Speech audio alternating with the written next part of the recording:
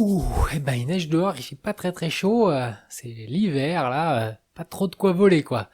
Salut à tous et j'espère que vous allez bien, que vous avez passé de bonnes fêtes. Bonne année 2024.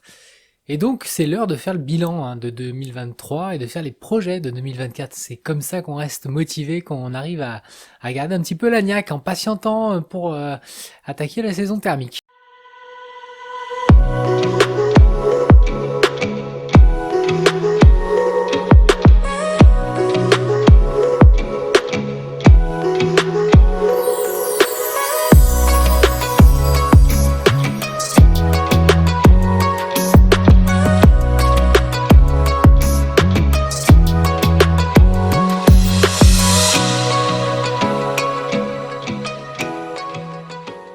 Bon, si vous êtes membre de la communauté Searide, vous avez pu recevoir votre petit calepin, votre petit mail qui vous indique les statistiques année après année. Apparemment, j'ai volé le même nombre de vols que 2022, donc 124 vols, et 70 heures en 2022, 108 heures en 2023. Donc une belle année, une année encore riche et intense, je le dis souvent, mais c'est vrai. Apparemment, j'ai fait 29 sites différents. Voilà, je pourrais faire certainement mieux en faisant davantage de vols rando. J'ai fait aussi le calcul, quand est-ce que je volais le plus souvent? Est-ce que c'était en semaine? Est-ce que c'était le week-end? Il se trouve que c'est en semaine, c'est là que je fais les trois quarts de mes vols. Je garde le week-end pour la famille essentiellement, hormis quelques exceptions, mais voilà, j'ai un emploi du temps assez flexible qui me permet d'aller grappiller les créneaux plus ou moins comme je veux en fonction des dispos, mais ça m'a permis vraiment de choper des belles journées cette année. Notamment même là, en hiver, j'ai été surpris de voir que novembre j'ai fait 9 vols et décembre 7 vols, j'ai volé 4 et 3 heures et demie. J'ai fini l'année le 30 décembre, le dernier vol là au Cire par un soaring magnifique au-dessus d'une mer de nuages en train de se disloquer. C'était vraiment un décor et une ambiance incroyable.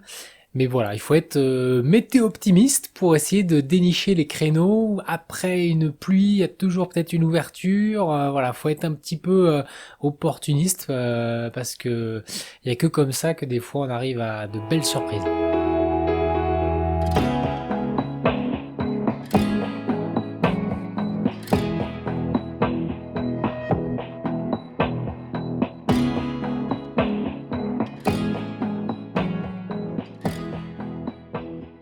2023, si je me rappelle, on a commencé avec un hiver très sec qui est devenu thermique assez tôt. Ça a permis de déjà faire des belles branches de cross. Il y a eu même pour certains sites des records qui ont été battus. Ça a attaqué fort la saison. Et puis après, mars-avril un peu plus pluvieux, un peu plus compliqué, mais de quoi faire ses gammes quand même. Et puis mai-juin, évidemment, le cœur du printemps, les journées longues, c'est là que j'ai fait mes plus grands, mes plus beaux vols. J'étais vraiment à fond là dans les progrès, l'objectif des 100 km il a été atteint, le fait de faire plus de 4 heures de vol ça a été atteint, donc je suis bien content. Je me suis même un peu trop pris au jeu de la performance, j'ai déclaré une bonne partie de mes vols sur la CFD, je commençais à faire des calculs de points, de triangles et tout, bon c'est rigolo, mais au bout d'un moment on en oublie peut-être un peu le plaisir, on en oublie un peu la flexibilité qu'il faut avoir dans un vol, à se dire faut pas que je m'en tienne que au plan de vol que j'ai tenu. Voilà, des fois je me dis il faut absolument que je passe par telle montagne, et en fait dans une journée en 4-5 heures de vol, ça évolue les conditions, le vent parfois il change, etc. Il faut être capable de raccourcir un plan de vol, d'aller poser ou d'éviter certains secteurs.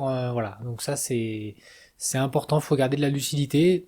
J'ai bien eu conscience que les vols de 4, 5, 6 heures, c'est des vols qui sont intenses. Il faut être endurant. Et voilà, faut garder de la lucidité, faut gérer son effort, son mental, son physique, et faut essayer de conserver des bonnes décisions jusqu'au bout. Donc l'année prochaine, on va essayer de garder de la performance, mais on va essayer de bien se faire plaisir, de garder le plaisir en numéro 1. Je vais pas me donner des objectifs de distance de dingue. L'idée c'est plutôt de consolider tout ce que j'ai fait comme progrès. Refaire des 80, des 100 km, c'est très bien comme format. Si j'ai l'occasion de faire un 150, évidemment, je vais le tenter, mais ce sera pas l'objectif principal. Après, dans l'été, bon, j'ai pas énormément volé, c'est plus un peu les vacances amis, un peu le... Bon, il y a tout à faire hein, en été. Et j'étais pas présent quand il y a eu les vols pour faire le tour du Mont Blanc. C'est vrai que ça, j'ai regretté quand j'ai vu les images, quand j'ai vu les traces de vol. Cette année, je suis motivé par contre et j'irai tenter ma chance. Donc cette année, j'ai appris à vraiment voler vite, efficacement, en cheminement, augmenter vraiment ma moyenne de vol. J'ai vraiment appris à voler à plus de 22-23 km/h de moyenne sur pas mal d'heures. Donc faire le lièvre, c'est pas si compliqué que ça, mais j'ai appris qu'il fallait parfois faire la tortue et ralentir pour se remettre dans la bonne navigation, dans le bon régime de vol. Donc ça, je l'ai appris à mes dépens sur certains vols, mais voilà. Comme j'ai une citation en ce moment que j'aime beaucoup, c'est je ne perds jamais, soit je gagne, soit j'apprends. Nelson Mandela. Donc ça, j'y pense souvent et on apprend toujours quelque chose de ces échecs. J'ai appris à me battre dans des toutes petites conditions, exploiter le moindre thermique, le moindre filet d'air favorable pour voilà, résister, tenir en l'air et attendre le cycle pour des fois ressortir et voilà, bien se bagarrer, ça permet de d'être efficace et d'être résistant sur des longs vols quand il y a des moments un peu difficiles. Il faut être patient. Ça, la patience, je l'apprends d'année en année. En termes de thermique, je pense que j'ai encore des progrès à faire sur la fin du thermique. Quand j'arrive presque au plafond, des fois je lâche le thermique, je me dis je suis assez haut et c'est vrai, mais des fois de faire 100 mètres de plus, être dans la barbule, ça permet d'avoir de flotter peut-être mieux, d'être au-dessus des brises et faut des fois pas être feignant et vraiment aller jusqu'au bout. Mais voilà, pour 2024, en tout cas, je vais pas avoir besoin de changer de catégorie, je vais rester en B+, j'adore ma voile, j'adore ce type de voile, je suis très content, les performances sont géniales, tout en ayant un confort de vol correct, et puis de la sécurité. En parlant de sécurité, cette année, il va y avoir un CIV, je vais retourner faire un stage de simulation d'incident de vol en fin mai, et ça va être l'occasion de faire le point sur mes capacités de pilotage, avoir l'œil d'un expert, me voir en vidéo, voilà, c'est toujours très intéressant le CIV, j'ai hâte de voir ça. J'ai hâte de voir ça parce que voilà, il y a 3 ans, c'était en hook 5 plumes et en sellette assise que j'ai fait mon CIV, là ça va être en voile perf et en cocon, donc j'imagine que ça va être un peu plus rock'n'roll. On verra. Concrètement, en termes de cross, d'envie et d'objectifs, voilà, là je potasse en ce moment ce livre Topo Cross Parapente où il y a pas mal de beaux parcours.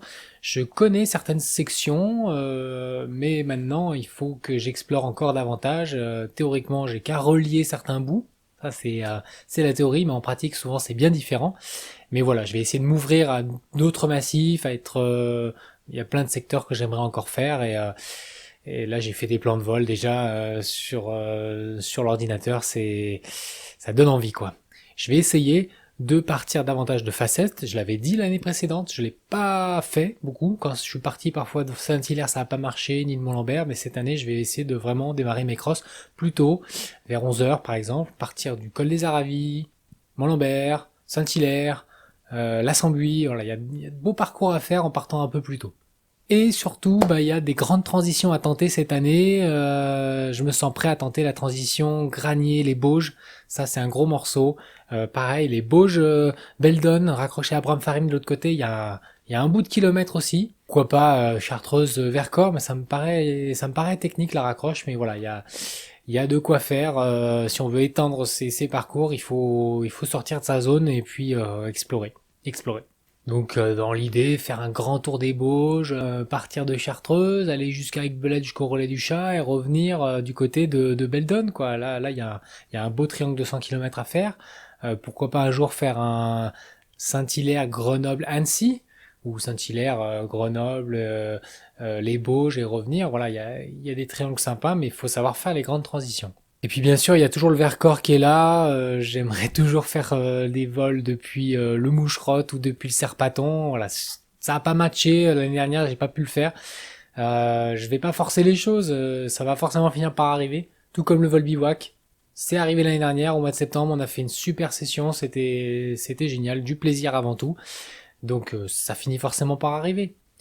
Et puis voilà, se donner des petits challenges régulièrement, de temps en temps. Vous l'avez vu, j'ai fait un petit cross en monosurface, c'était sympa. J'ai décollé d'un tout petit décollage delta. Voilà. Ça permet de travailler des petits aspects techniques et d'enrichir un petit peu sa pratique. On va bien voler encore davantage en groupe sur des grands vols et peut-être être davantage suiveur que leader. Jusqu'à présent, dans les crosses que je proposais, bah, c'était un peu moi le leader. Je dis bah on va passer par là, on faisait le plan de vol ensemble et ça nous met dans une certaine position en tant que leader.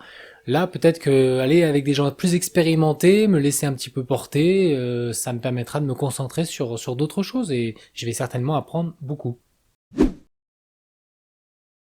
Et puis voilà, 2024, ça va être une opportunité pour moi. Je propose ma candidature au sein de mon club pour être animateur sécurité avec un autre copain pilote. Et on va essayer voilà d'animer des soirées à thème, partage d'expériences, rétex et compagnie.